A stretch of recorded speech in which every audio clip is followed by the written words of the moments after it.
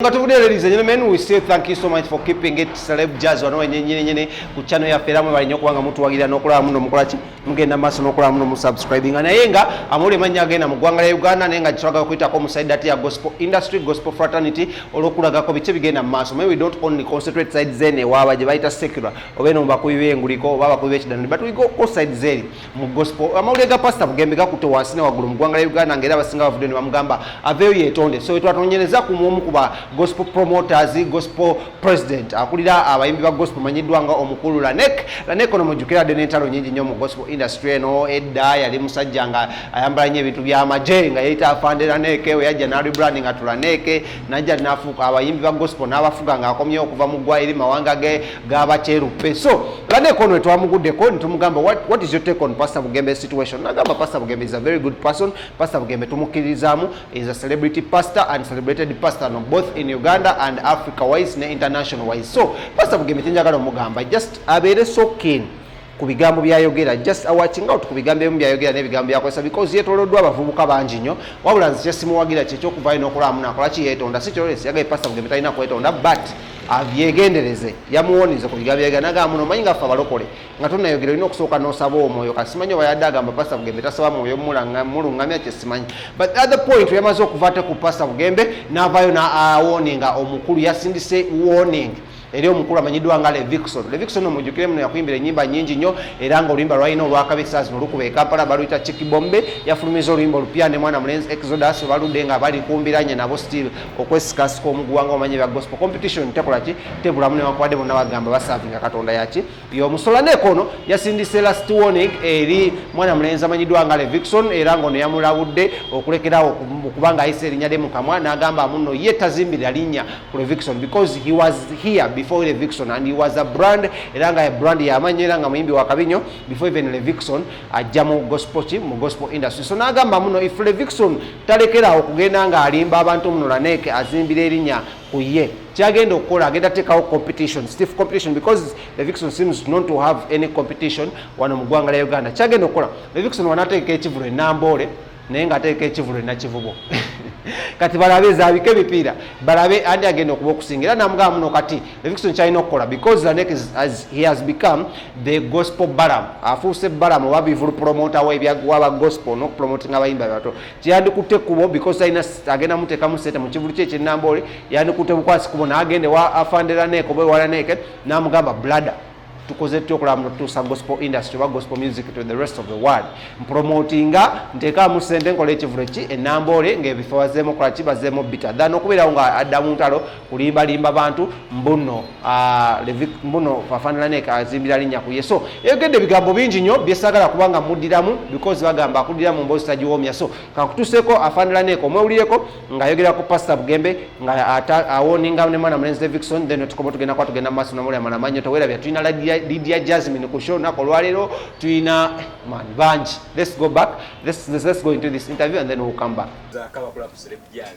Banange abalabi mwenna aba Celeb Jazz mbatumiddeko amanya n'eddoboozi nze President Lanek, president w'abayimbi ba gospel bonna mu ggwanga erya Uganda era akiwakanya oyo taba muyimbi wa gospel. N'ennyimba zo nga tuziraba. Siri muyimbi ndi mukulembeze era nkola ne ku TV esinga obunene mu Christian media. Nze nkugambye yesinga obunene kati endala simanyi. Weekend egenzo tandika ng'omuyimbi wo waddera musonga yalumbye yagezezaako okulumba Bobi Wine ate olunaku lwejjo yakyegaanye tusooke wali eri okulumba. Nze ekisooka bwe nakiwulidde ekifaananyi kye nasoose okulaba nga musumba Wilson Bugembe bamukozemu kakatuni k'embizi neŋŋamba ate ani akola kintu kino cause omanyi social media oba oscrollinga bwoti ku ssimu ati bwe nakirabye neŋŋamba iyi ani yakoze kino nensoma kati nembuuza Prince Mugisha yambadde awo kumpi ne mugamba what's going on nga bino mbadde sinabakola ki bitegeerako naŋŋamba munnange president wotabadde musumba Bugembe ayogedde ku Bobi Wine neŋŋamba nga tekisoboka because Bobi Wine manyi mukwano gwa Wilson Bugembe ate Bobi Wine asabira ku worship house oba okitegeera neŋŋamba ekyo tekisoboka kakati nange gwe kujjayo social media nentandika okusaachinga nengendako ku Google nengendako eno ku Facebook noonya sirina kyenkola kyendaba neŋŋamba lwaki omusajja ate bamuwayiriza nengenda ku peegi ye munnange peegi ye ng'ate agamba singa yakikoze yandibadde yeetonda naye ate talina kyeyakoze naye ate njagala okutegeeza bannayuganda kintu kimu buli omu tulina freedom eyokwogera oba okitegeera then tulina freedom eyokulonda ani gwe tukola ki gwe twagala Uganda tusobola okulonda Bobi Wine tusobola okulonda His Excellency Yoweri Kaguta Museveni kwegamba tekiri nti oyina kulonda ono oba oyina kulonda ono ate buli omu ayina choice ja waliwo abagamba nti nze nja kunywa amata abalala bagamba nti nze nja kunywa amazzi kakati ekyo teguba musango bw'aba yakikoze teguba musango kugamba nti Wilson Bugembe ate agamba Bobi Wine nti kola bwoti oba nadda ku side ya His Excellency Yoweri Kaguta Museveni bw'aba yalidde nakyo si kibi bannange sente zino nga ziwooma oba ate omusajja ali mu kufuba okulaba nga ekkanisa ye agisereka agizimba kati pati eri bwebanga yesobola kikola olaba nga ekkanisa eggwa then it is okay nze always ngamba abantu let's be on the winning side the winning team so muganda wange baba yakikoze munnange nze simusalira musango ekyo kyo kintu kimu kyemmanyi wano mu Uganda bw'okoona ku Bobi oba oyina kyoyagala era kyova olaba buli amuwalampa bw'ati ensi yonna emukyukira oba okitegeera so nze sikiwa nti asobola kyogera oba okikola because ebbanga lyendabye Pastor Wilson manyi bamukwano oba okitegeera ate ne juzi Pastor Wilson twamulabyeko munaye mu State House ng'ali awo n'abasumba abalala ayimiridde wali muzeeyi ayina byamugamba so munnange tetumanyi gye saabadde munnange naye ate I just don't believe he can do something like that era nze nalabye yabyegaanye period actually omuntu yenna yakikoze ekyo amanye ekintu kimu nti kyasiga kyakungula yasize obukyayi ajja kungula bukyayi because kwagala kwonoona linnya lya musumba Wilson Bugembe then ekyokubiri is ebintu bya politics bino nze kyova olaba nze nganzela neeke nze sironda ajja yajja ate nze mmanyi kintu kimu teri bukulembeze butava eri Katonda oba okitegeera so Katonda wabanga agambe nti gundi afuge then munnange ye mukulembeze leadership comes from God kyenjagala okutegeeza abantu because ne Bible bwetu bwetugamba ate buli lwolwanyisa omuntu ali mu buyinza then munnange obanga alwanyisa Katonda because bo babeera mu kifaananyi kya Katonda oba okitegeera Isaac Ruchi musaamu ekitiibwa because he's a living legend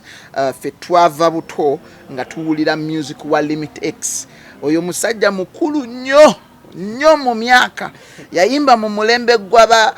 Fiona Mukasa be bantu abamu abaasooka okuyimba gospel music oyo Ruchi yayimba ku ziri CD ennene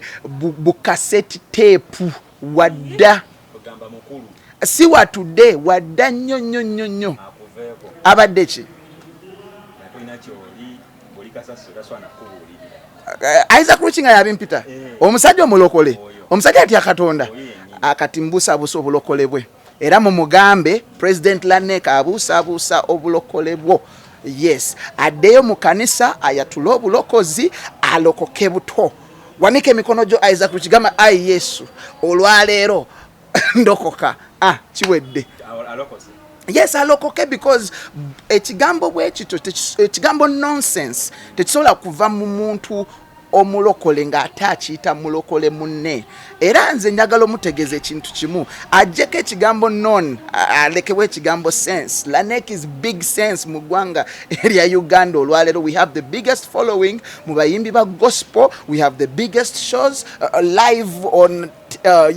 Facebook online ne offline. Kati munange kati Isaac Ruchi aba historical tubasomako mu bitabo oba okitege naye fa abaliko kati essaawa zino era mu mugambe nti bwabulira erinnya Lanek adduke buddusi misinde okuva ku ki bazeeko Ruchi naawe ani agenda omulonda balete line tusimbe wabula ate tasobola nakwesimbawo because ye abamuwagira n'abayimbi ba urban abayimbi ba musical w'oluzungu ate balinga abayimbi 50 kakati ffe twogera ku ggwanga ddamba buli kanisa erina omuyimbi wa gospel wano ate bonna bawagira President Lanek kati ajja kuwunga. Waliwo labyeko line nga beesimbyewo nga waliwo line eriko abantu babiri, line endala ng'eriko abantu mitwalo n'emitwalo ng'egenda netuka n'eri n'ekuba koona kati line ya Lanek. Isaac Ruchi kakkana tukusaamu ekitiibwa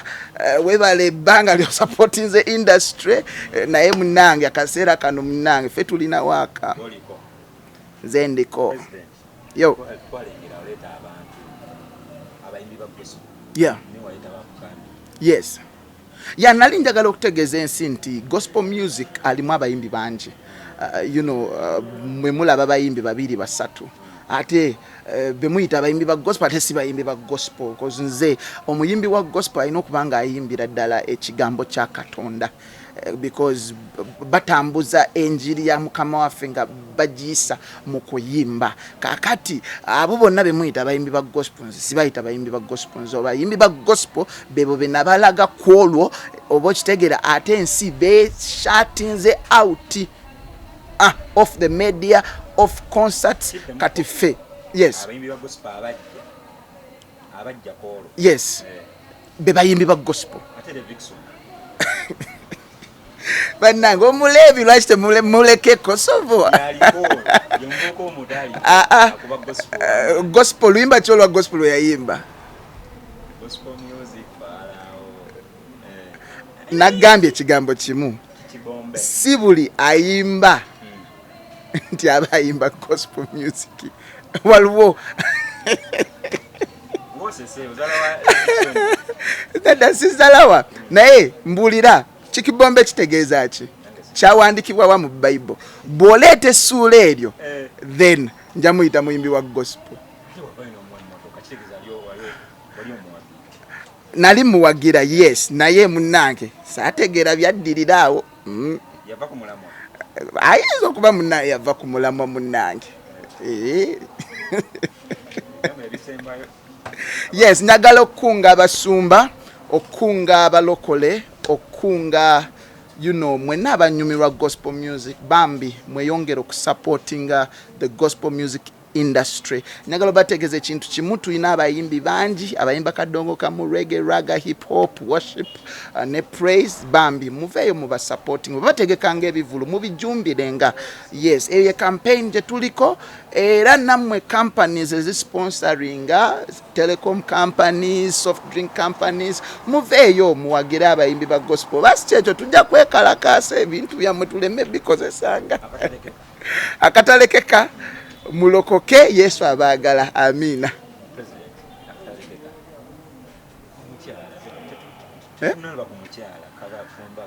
Nze ndi musajja mufumbo empeta yiyo kyekirala kyombuuza definitely interview eddako mujja mulaba no kati olaba ekisooka nze saagala nakumwogerako reason being yalowooza ali agenda agamba abantu nti Lanek erinnya azimbira ku nze era kyova olaba yampa emmotoka because yali ayagala kukola linnya no nze njagala bagamba ekintu kimu yes yagiza ate ne tugigaba ffe mmoloka tetugina mmoloka tulina nnyingi oba okitegeera kakati nze njagala otegeeza ensi kintu kimu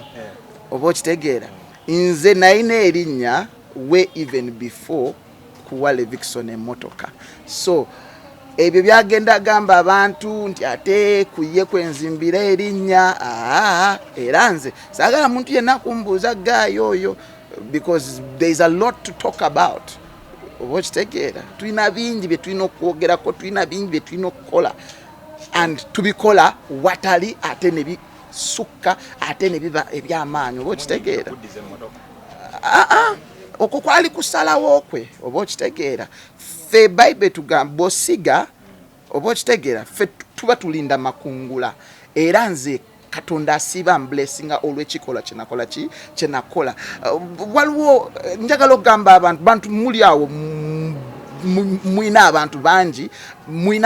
be muyambye mu bulamu buno. Waliwo musomeseza, waliwo be mubaazise ku ngoye. Kati ngono omukyala ayinza okuba yasuzaako ne mukwano gwe nga muwala n'amusasula ng'ate ayagala ki baawe. Oba okitegeera so tuyambye abantu babayambye ne bagenda e Bulaaya batuuka e Bulaaya ate ne bavuma ababayambye batuusaawo nga baagala okubalinyirira kussa linnya lyabwe. Oba okitegeera so I will say nti maybe yakikola nga yagala kwonoona linnya lyange but linnya lya Lanek ddene nnyo tomala galisa wansi bw'otyo. Kunze ne Levikson ali munje asinga oyo ali munsi Bible bwe ngamba. So Levi bw'aba ali munsi akitegere nti ali mu Lanek nnyo period.